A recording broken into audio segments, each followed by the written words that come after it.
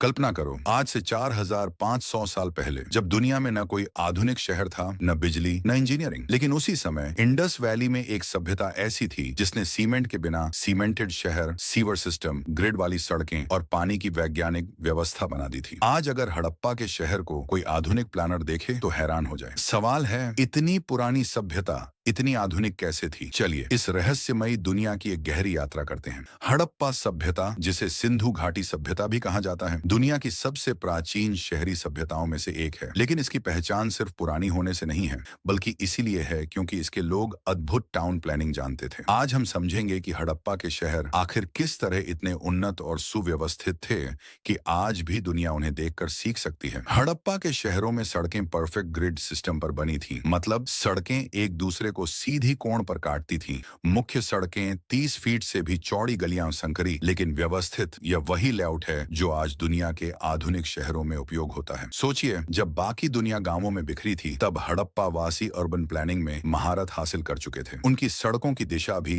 विज्ञान आधारित थी, उत्तर दक्षिण और पूर्व पश्चिम और ओरिएंटेड, ताकि हवा का बहाव बना रहे और शहर गर्म न हो। हड़प्पा सभ्यता की सबसे बड़ी पहचान थी उनका ड्रेनेज सिस्टम। हर घर, हाँ हर घर, एक निजी नाली से जुड़ा था। यह निजी नाली आगे मुख्य नाली में मिलती थी, और सबसे खास बात, ये नालियां ढंकी हुई थी। सफाई की व्यवस्था भी शानदार, नालियों में रेगुलर क्लीनिंग पिट्स बनाए गए थे। आज भी भारत के कई शहर ऐसे सिस्टम का सपना देखते हैं, लेकिन हड़प्पा ने इसे 4000 साल पहले बना लिया था। हर हड़प्पा शहर दो हिस्सों में बंटा हुआ था। ऊपरी शहर सिटाडेल और नीचा शहर रेजिडेंशियल एरिया सिटाडेल ऊंचा बनाया जाता था, जहां महत्वपूर्ण इमारतें थीं, जैसे ग्रैनरीज, प्रशासनिक भवन, वॉच टावर जैसी संरचनाएं। नीचे के शहर में सामान्य लोग रहते थे। ये क्लियरली दिखाता है कि हड़प्पावासी सामाजिक व्यवस्था और सुरक्षा दोनों को प्राथमिकता देते थे। हड़प्पा के घरों की डिजाइन उस समय के हिसाब से अविश्वसनीय थी। पकी ईंटों से बने मजबूत घरों में 2 से 3 कमरे, प्राइवेट कोर्ट, वाटर वेल्स, कुछ घरों में प्राइवेट बाथरूम तक मिले हैं। सोचिए, 4500 साल पहले प्राइवेट बाथरूम। घर छोटे बड़े थे, लेकिन हर घर क्वालिटी और प्लानिंग में बराबर था। इससे पता चलता है कि समाज अपेक्षाकृत समान और समृद्ध था। हड़प्पावासी पानी को एक संसाधन की तरह साइंटिफिकली प्रबंधित करते थे। शहरों में सैकड़ों कुएं थे, कुछ शहरों में तो 700 से ज्यादा कुएं मिले हैं। रिसर्च कहती है कि हड़प्पा दुनिया की पहली सभ्यताओं में से एक थी जिसने वाटर मैनेजमेंट को अर्बन प्लानिंग का केंद्र बनाया। उनके कुएं, जल संग्रहण केंद्र और निकासी व्यवस्था आज के सस्टेनेबल शहरों जैसे थे।